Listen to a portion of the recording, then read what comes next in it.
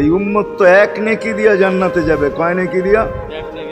একটা নেকি দিয়া জান্নাতে যাবে এই উম্মত। অন্য উম্মতের কথা জানি না আমি, এই উম্মত এক নেকি দিয়া জান্নাতে যাবে। নবীর একটা আদর্শের কারণে জান্নাতে যাবে। সিরত মানি আদর্শ, আর এটা আমরা কদমে কদমে মুহতাজ।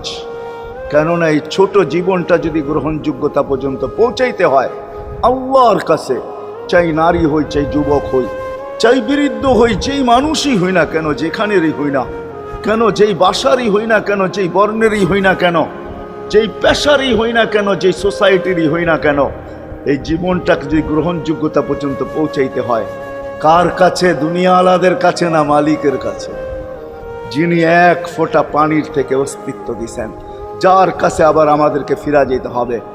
পালানের কোনো সুযোগ নাই। এই জন্যই কোরআন আমাদেরকে বোঝায় আইনাল মাফার। আল্লাহ